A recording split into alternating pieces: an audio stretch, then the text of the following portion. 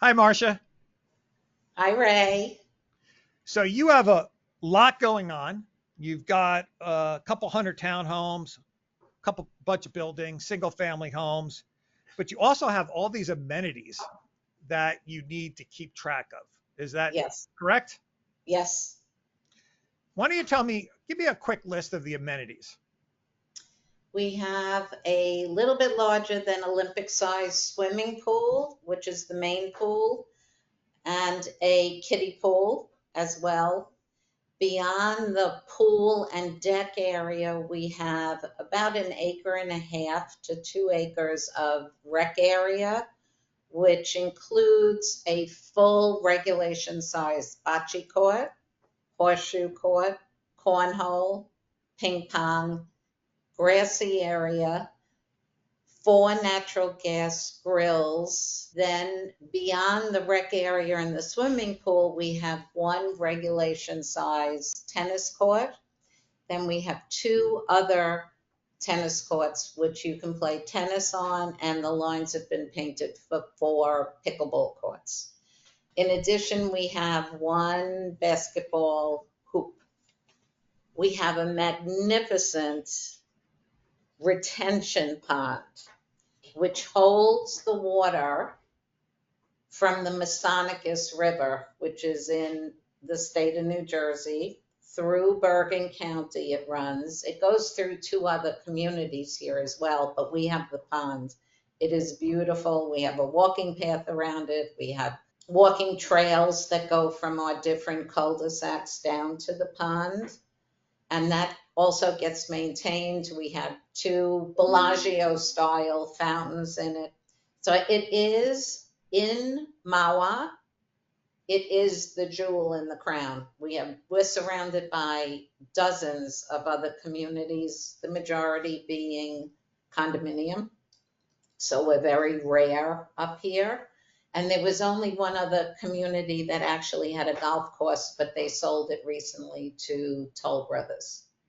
So Indian Fields is it, So I definitely. should have asked you what you didn't have, right? There's a lot of management going on here, keeping track who gets to use what. Maybe the pool's not so No, tough. the pool is, we do have, I had instituted, this was way before COVID.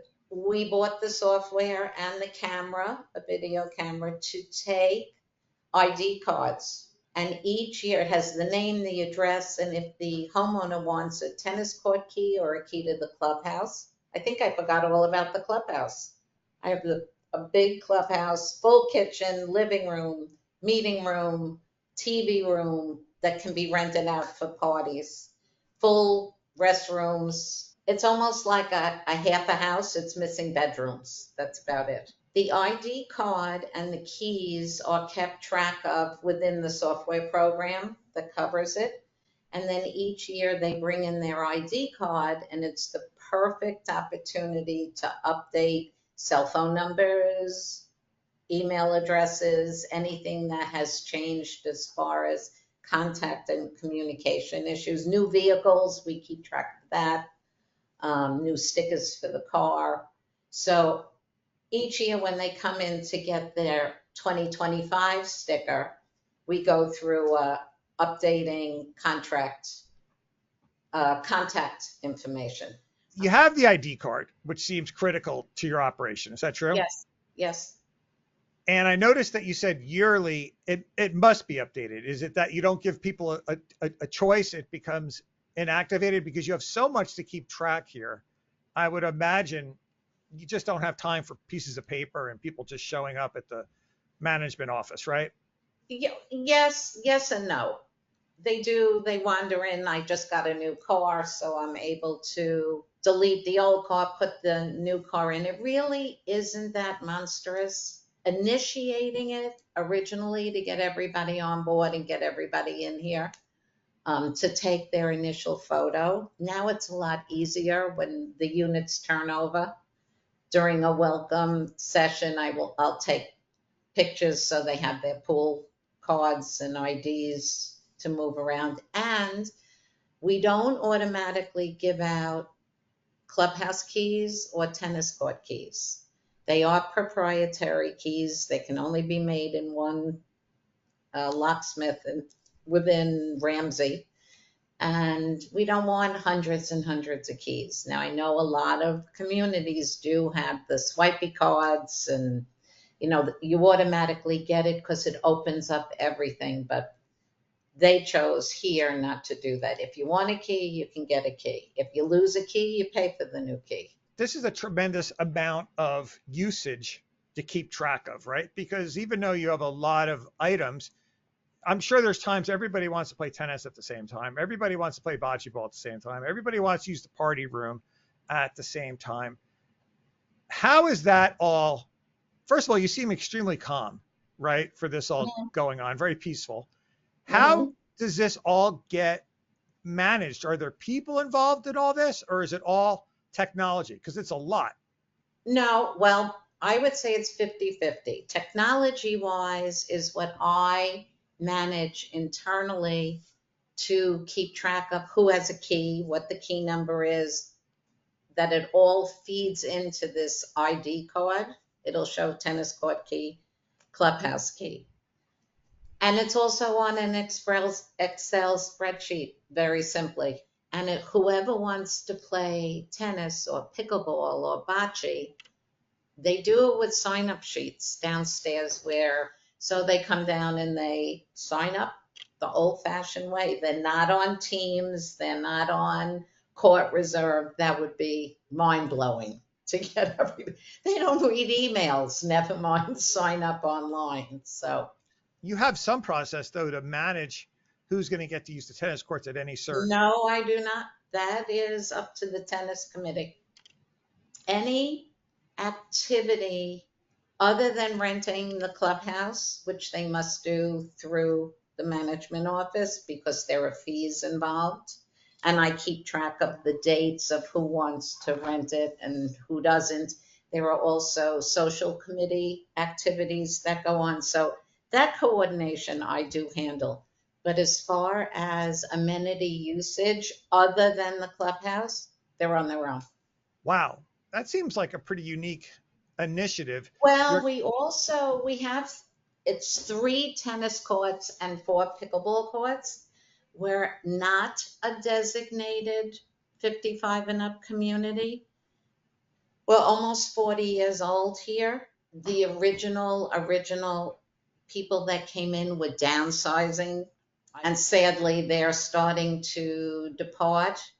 The transition has been younger because Mahwah has a great school system, but it's still not the majority. It's maybe not close to 10% of a younger generation. It's starting, and it may eventually, revert itself to where it was 40 years ago. But the majority here are retired or working part-time or not working. So your committees, they handle all the administrative responsibilities for the most part of who's going to get to use the tennis courts. I obviously don't handle the maintenance or those situations. I'm sure you do that through your office. But as far as the administrative duties of who's going to get to use the court when, and if there's any issues or if there's any concerns, they handle that all, correct? They handle it, but it ends up with me if there is an issue. Really, on my social committee, they do all the shopping, all the buying, all the planning for HOA sponsored events. They handle it all. They just tell me how they want the clubhouse set up or outside by the pool set up. So I have my handyman set things up for them. The social committee is probably the most active committee here. We have an architectural committee. The architectural committee can be very, very busy, or no one's challenging what the standard is here.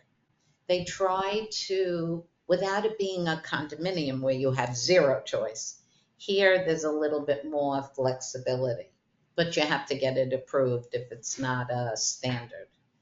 The other committees, we have a landscape committee that walks around and looks at the curbside trees, And it all reports back into me, whatever their findings are, and common grounds and people's landscaping and are there too many bushes? They're like the eyes and ear helpers for me, and it comes back like a property inspection. They have flags or wet towels hanging on their front balcony, I'll hear about it. Or lights are out, or they have the wrong type of garage door and it hadn't been noticed beforehand. That's very helpful to have those committees, because they'll come back and say, did you know? And sometimes I do, sometimes I don't. And Your association is saving a bundle then by this extensive use of committees. And it also seems like you're using the committees 100% properly. Things are getting bumped into your office when they should, but there's a lot of other associations that are paying people for office staff for these tasks, but right. Your committees are taking care of all this. Yeah. I think a lot of that credit has to go to your office and the board. You have it down pat on how committees should operate. Everyone knows their rule.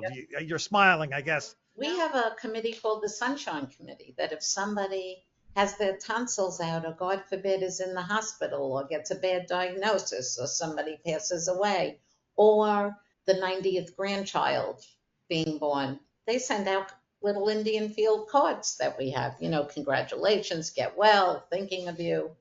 We have a election committee that helps, because Radburn law is anywhere other than in the state of New Jersey, and what they did to our election process. So we needed more hands, and they are very, very helpful in that, the election committee.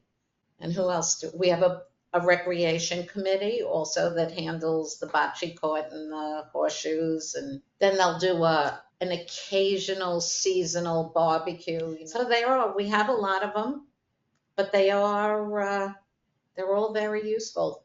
They really are. How are you with recruitment? Not for the committees, but for the board, very tough. We went from 9 board members when I first got here, which to me was beyond too many for 216 homes, and went down to 7, and we should have gone to 5. It's going to be very hard. We have 3 open seats coming in November. That's when our annual meeting and election is, to get volunteers. I was thinking the opposite though, Marsha, though. You have an unbelievable committee structure, and that is usually the farm team of the board. So it's interesting and it's funny how none of them want to be board members. You can also, I don't think a lot of associations, I don't know if you agree, understand the importance of committees though. When you're talking about the pool and tennis courts, you want to have some historical background. And what's beautiful about committees is, since they're not elected, you can have the same person be on the pool committee if it works out and they're a good person, and they'll know everything about that pool. You're not reinventing the wheel with a new committee every year. Do you agree? Right. Yes, totally.